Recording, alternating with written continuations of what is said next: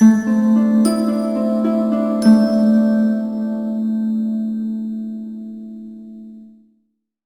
اللہ الرحمن الرحیم۔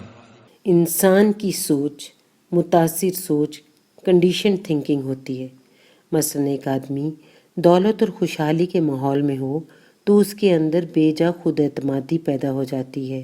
وہ اپنے سے باہر کسی شخص کو اہمیت نہیں دیتا اور نہ کسی اور کی بات پر زیادہ دھیان دے پاتا۔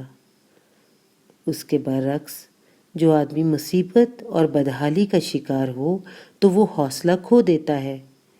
وہ ہر ایک کے بارے میں بے اعتمادی کی کیفیت میں مبتلا ہو جاتا ہے۔ دونوں ہی کا یہ حال ہوتا ہے کہ وہ اپنے قریبی حالات سے اوپر اٹھ کر سوچ نہیں پاتے اور نہ اپنے عمل کی بے لاگ منصوبہ بندی میں کامیاب ہوتے۔ یہی مثال تمام معاملات کے لیے ہے۔ بسم اللہ الرحمن الرحیم۔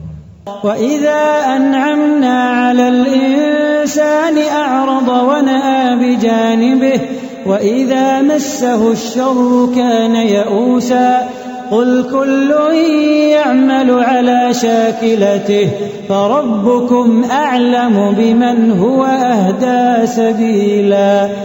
دنیا میں آدمی کی کامیابی کا راز یہ ہے کہ وہ اپنے محدود دائرے سے اوپر اٹھ کر سوچ سکے۔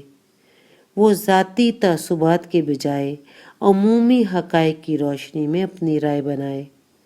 وہ شاکلہ انسانی میں گھر کر نہ رہ جائے بلکہ شاکلہ ربانی کی سطح تک پہنچنے کی کوشش کرے۔